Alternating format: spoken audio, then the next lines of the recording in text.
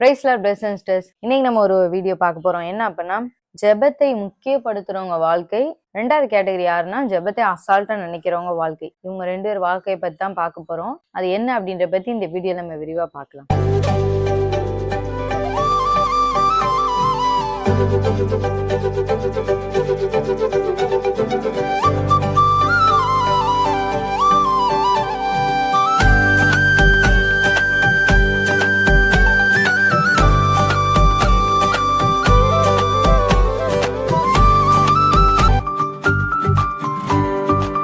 பொதுவா கிறிஸ்தவங்களே 2 வகையான மக்கள் இருக்காங்க. ஒரு சில பேர் ஜெபம் ஜெபம் ஜெபம்ட்டே இருப்பாங்க.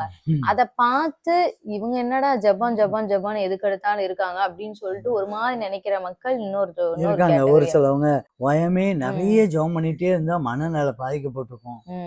ஓயமே ஜெபம் பண்ணாத, கொஞ்சம் ரிலாக்ஸா இருந்துக்கோ, ரிலாக்ஸேஷன் கொஞ்சம் இடத்த கொடுத்துக்கிடு அப்படின்னு சொல்ற ஆட்கள் நிறைய பேர் அப்படி இருக்காங்க. சரி, இப்ப இவங்க 2 பேர் வாழ்க்கையில ஒரு வித்தியாசம் நம்ம பார்க்க போறோம். பொதுவா கிறிஸ்தவமே ஜெபத்துல தான் இயங்குது. நீங்க அதை எப்படி நினைச்சுக்கிட்டாலும் சரி, பைத்தியம் நீ அவங்கள நினைச்சாலும் சரி, எப்படி நினைச்சாலும் சரி. ஆனா ஒரு குடும்பத்துல ஒரு சில பேர் எல்லாரும் ஜெபத்துல இருக்க மாட்டாங்க. ஆனா அட்லீஸ்ட் அந்த குடும்பம் ஜெபத்தை முக்கியப்படுத்துற குடும்பமாவது இருக்கணும். ஓகே, நான் ஜெபத்தை நான் வேல்யூ பண்றேன், ஜெபம் தான் எனக்கு, இல்லைன்னா என் குடும்பத்துல இந்த ஜெபிக்கிறவங்களையா நான் வேல்யூ பண்றேன், அந்த இதுக்கு வரணும். எனக்கு ஜெபம் அது ஒரு பெரிய விஷயமே கிடையாது, அது ஒண்ணும் அவ்வளவு பெரிய சாதனை சாதிக்காது, அந்த மைண்ட் செட்டுக்கு மட்டும் நம்ம வந்துடவே கூடாது. ஜெபம் தான் நம்மளை பாதுகாக்குது. நம்ம ஜெபிக்கும் போதுதான் நம்ம குடும்பம் பாதுகாக்கிறோம், சபை பாதுகாக்கப்படுது, எல்லாமே. இப்ப ஃபர்ஸ்ட் கேட்டகரி பார்ப்போம். ஜெபத்தை முக்கியப்படுத்துறவங்க வாழ்க்கை எப்படி இருக்கும் அப்படின்னா, ஆண்டவரோட அவங்களுக்கு 24 மணி நேரம் கனெக்ஷன் இருக்கும். அதுதான் முக்கியம். ஏன்னா நிறைய பேர் நினைக்காங்கன்னா, அப்ப ஜெபிக்கிறவங்க வாழ்க்கையில மட்டும் என்ன இதே வரலையா, கஷ்டங்களே வரலையா, உங்களுக்கு நமக்கு நடக்கதானே நடக்குது அப்படின்னு நினைக்காங்க. கஷ்டங்கள் ஆசீர்வாதங்கள் நிறைய பேர் அந்த ஆசீர்வாதத்தை தான் சொல்றாங்க. நல்லா ஜெபம் பண்ணிட்டே இருக்க, ஆனா ஆசீர்வாதத்தை பரலையே அப்படின்னு சொல்றாங்க. அது வேற கதை. ஆசீர்வாதத்தை பெற்றுக்கொள்வதுங்கிறது வேற. ஆனா ஜெபம் என்பது ஆண்டவரோடு கூட ஒரு உறவாடுதலே. ஏன்னா அந்நிய பாஷையில பேசுவோம், ஆண்டவரோடு ரகசியத்தை பேசுறான் அப்படின்னு. அந்த அந்நிய பாஷையில பேசினாலும் சரி, மற்ற ஜெபத்தை பேசினாலும் சரி, ஆண்டவரோடு கூட ஒரு உறவாடுதல இருக்கு. அந்த ஒரு ஐக்கியம் எப்பவுமே இருக்கும். அதுதான் பல்லவத்துக்கு கொண்டு போறது. ஆனா நிறைய பேர் என்ன நினைக்கிறாங்கன்னா, அந்த பூமிக்குரிய ஆசீர்வாதத்தை தான் ஜெபத்தை முக்கியமா வைக்காங்க. என்ன ஜெபிக்கிறாங்க, ஆனா அவங்க வீட்டுல அவங்க லைஃப் அவங்கதான் இதா இருக்காங்க, வறுமையில இருக்காங்க, ஜெபிக்கிறாங்க, அவங்க வாழ்க்கையில மட்டும் என்ன பெரிய இதாவா இருந்துடுறாங்க அப்படின்ற மாதிரி நினைக்காங்க. அப்படி கிடையாது. எலியா தீர்க்கதரிசி ஆண்டவரோட ஜெபத்திலே இருக்கிற தீர்க்கதரிசி தான். சாப்பாட்டுக்காக ஆத்தங்கரையில ஓரத்துல உட்கார்ந்து இருந்தாரு. அவருக்கு சாப்பாடே காக்காதான் எடுத்துட்டு வருமா. அப்ப இப்ப உள்ள நம்ம பார்வை மைண்ட் செட்ல நம்ம அந்த மாதிரி ஒரு ஆள் நம்ம பார்த்தோம் வைங்களேன், என்ன இவன் ஜெபம் பண்ணி இவனுக்கு சாப்பாடே வழி இல்லாம இருக்கான் அப்படின்ற மாதிரி நம்ம நினைப்போம். ஆனா அவர் அப்படி கிடையாது. அவர் ஒரு தீர்க்கதரிசி. அவர் ஆண்டோடைய சத்தத்தை கேட்கிற ராஜாக்களுக்கு முன்பதாக நின்று தைரியமா பேசக்கூடியது, ஆண்டோடைய அக்கினி நேரடியா இறக்குன தீர்க்கதரிசி.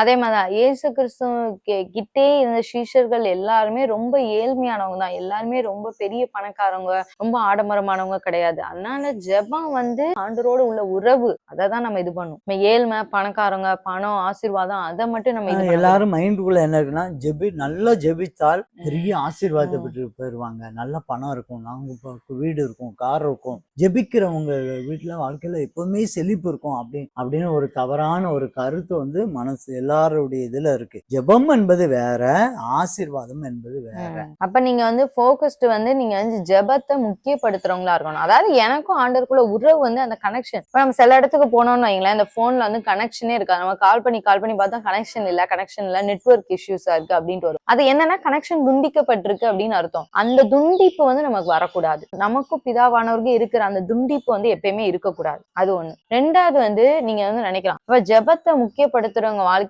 ஒரு ஆபத்துகள் என்ன வரவே இல்லையா? அவங்க வாழ்க்கையிலும் ஆபத்துகள் வரதானே செய்யுது. அவங்க வாழ்க்கையிலும் எதிர்பாராத நிறைய சூழ்நிலைகள் வரதானே செய்யுது, நஷ்டங்கள் வரதானே செய்யுது. அதுலயும் ஆண்டவர் என்ன அப்படின்னா, அது வரும்போது அதுக்கு தப்பிக்கொள்ள முடியாத போக்க ஜெபிக்கிறவங்க வாழ்க்கையில ஆண்டவர் சொல்லித்தரார். ஒரே மாதிரியான ஒரு புயல் அடிச்சா கூட அவங்க வாழ்க்கையில ஆண்டவர் அந்த புயல்ல இருந்து எப்படி தப்பிக்கிறது, புயலே வராதுன்னு நாங்க சொல்ல வரல. ஜெபிக்கிறவங்க வாழ்க்கையில புயலே வராதுப்பா அப்படின்லாம் ஆண்டவர் எங்கேயுமே சொல்லல. வேதத்துல உலகத்துல உபத்திரம் உண்டுன்னு தான் சொன்னாரு. ஆனா அதுல இருந்து தப்பிக்க அவங்களுக்கு போக்க தருவாரு. நம்ம ஜெபத்துல அசால்ட்டா இருந்தோம்னா அவர் சொல்லும் போது அந்த சத்தத்தை நம்மளால கேட்க முடியாது. ஏன்னா அவருக்கும் நமக்கும் அந்த ஃபர்ஸ்ட் பாயிண்ட்ல அந்த கனெக்ஷனே நமக்கு இல்லையே.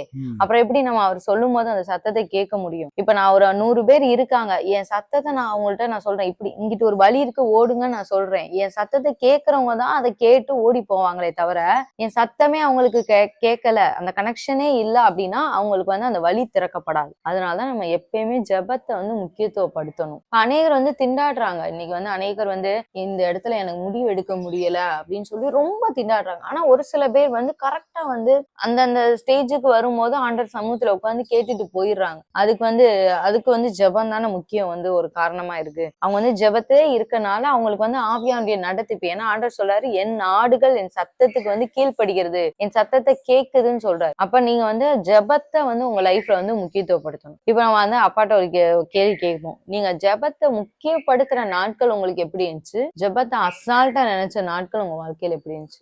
உண்மையிலே அது ஒரு நல்ல ஆரம்பமான ஒரு இது. நான் வந்து ரட்சிக்கப்பட்டு அரசாங்க வேலை ஆண்டவர் கொடுக்கறதுக்கு முன்பதாக பாஸ்டர் அம்மா வந்து வேலைக்கு போயிடுவாங்க, பிள்ளைங்க ஸ்கூலுக்கு போயிடுவாங்க. நான் அந்த அந்த நாட்கள் ரொம்ப ரொம்ப ஃபயரா இருக்கும்.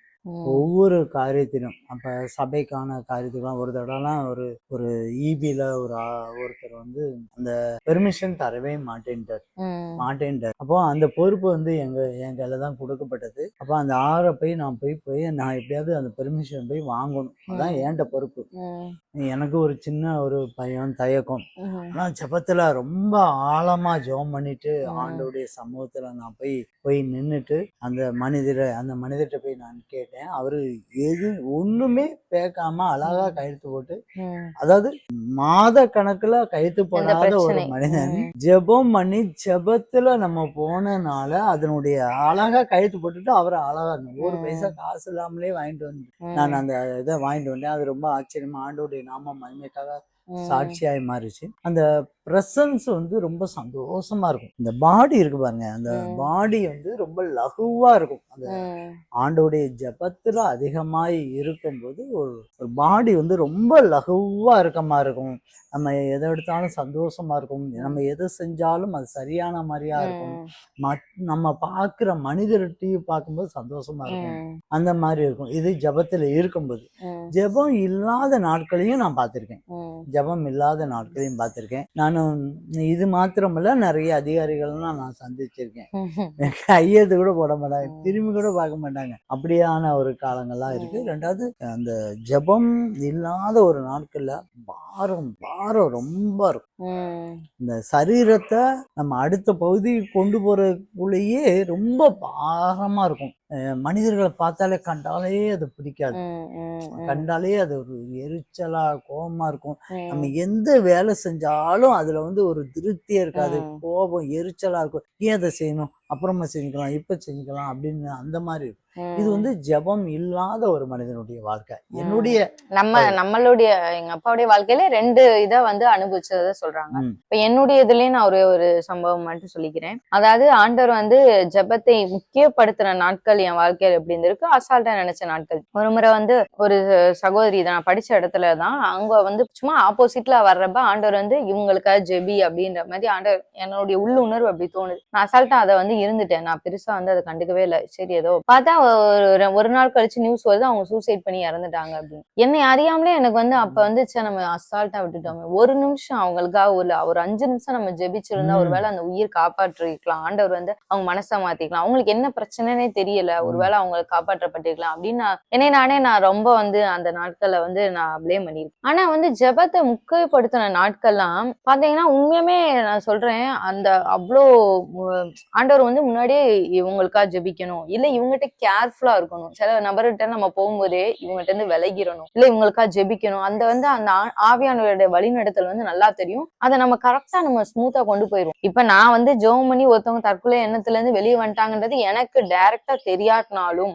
ஆண்டவர் ஏதோ இன்றைக்கு நம்மளை கொண்டு, ஏன்னா எல்லாரும் சொல்ல போறது கிடையாது, அவங்களுக்கு ஒரு எண்ணம் வரலாம், நம்ம ஜெபத்தினால இந்த எண்ணம் உடனே போகலாம், நமக்கு வெளிப்படையா கூட தெரியாது. நிறைய நேரம் நம்ம ஜெபத்துக்கு பாத்தீங்கன்னா எல்லா ஜெபத்துக்கும் பதில் கிடைக்குமா, நமக்கு நேரடியா கண் முன்பா பார்க்க கிடைக்குமான்றது முடியுமான்றது தெரியாது. தெரியாது. ஆனா ஆவியானவர் சொல்றத நம்ம செய்யும் போது நம்ம நிறைய இருக்கும். அது மாதிரி அப்பா சொன்ன மாதிரி சில நேரம் ஆண்டவர் வந்து 3 மணிக்கு எழுப்பி விடும்போது அந்த ஜெபத்தை கரெக்டா பண்ணோம்னா அந்த நாள் முழுவதும் எவ்வளவு ஆபத்துகள் வந்தாலும் சரி, எவ்வளவு போராட்டம் வந்தாலும் சரி, ஆண்டவர் அதை ஸ்மூத்தா ஹேண்டில் பண்ண உதவி ஆமா. செய்வார். ஆனா அந்த ஜெபத்தை அசால்ட்டா சரி நாளைக்கு பண்ணிக்கலாம், அவ ரொம்ப டயர்டா இருக்கு அப்படின்னு சொல்லி நினைக்கிற அன்னைக்கு அது ஆரம்பத்துல இருந்து கடைசி வரைக்கும் அது சொதப்பலாதான் இருக்கும். அதை எப்படிதான் நம்ம மனித முயற்சினாலும் பண்ணாலும் சரி, அது வந்து சொதப்பல் தான். அது ஆரம்பத்திலே சொதப்பலான்னு சொதப்பிட்டே தான் இருக்க மாதிரி இருக்கும். அதனால ஜெபத்தை மட்டும் தயவு செஞ்சு அசால்ட்டா நினைக்காதீங்க. ஏன்னா ஜெபம் தான் நம்மளுடைய வாழ்க்கையிலே முக்கியமானது.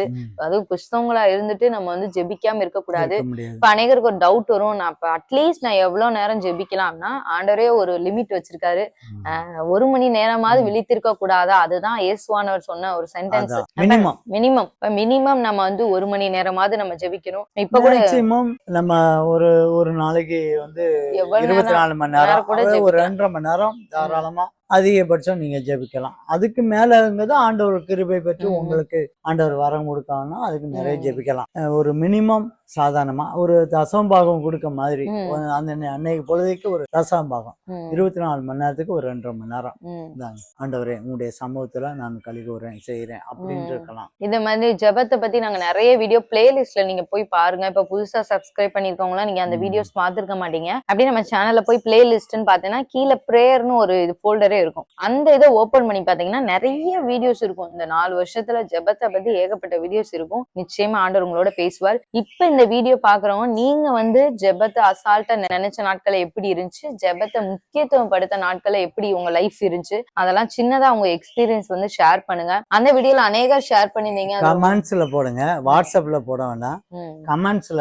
வாட்ஸ்அப்ல போனாலும் போடுங்க, அங்கேயே போய் போட்டுருங்க. ஏன்னா வாட்ஸ்அப்ல போடும்போது நாங்க ஏற்கனவே சொன்ன மாதிரி எங்களுக்கு மட்டும்தான் அது தெரியும். நீங்க மற்ற இடத்துல போட்டீங்கன்னா அதை காண்கின்ற அத்தனை பேருக்கும் அதை நீங்க பார்க்கலாம். அநேகர் வந்து உங்க எக்ஸ்பீரியன்ஸை பார்த்து ஓகே இவங்க எல்லாம் இப்படி இது பண்ணாங்க, நம்மளும் இதை ட்ரை பண்ணுவோம், இவங்கள மாதிரி நம்மளும் ட்ரை பண்ணுவோம்னு வந்து உங்க எக்ஸ்பீரியன்ஸை அநேகர் ட்ரை பண்ண ஆரம்பிப்பாங்க. அதனால நீங்க ஜெபத்தை முக்கியப்படுத்துற நபரா இல்ல அசால்ட்டா நினைக்கிற நபரா அப்படின்றதையும் எழுதுங்க. நீங்க அசால்ட்டா நினைச்ச நாட்கள்ல உங்க லைஃப் எப்படி இருந்துச்சு, முக்கியத்துவம் படுத்தின நாட்கள்ல உங்க லைஃப் எப்படி இருந்துச்சு, ஆவியான உங்களை எப்படிலாம் நடத்தினாரு அப்படின்றத ஷார்ட்டா வந்து எழுதுங்க. நிச்சயமா அது அநேகருக்கு பிரயோஜனமா இருக்கும். இன்னொரு வீடியோல உங்களை சந்திக்கிறோம். கர்த்தர் உங்களை ஆசீர்வதிப்பாராக.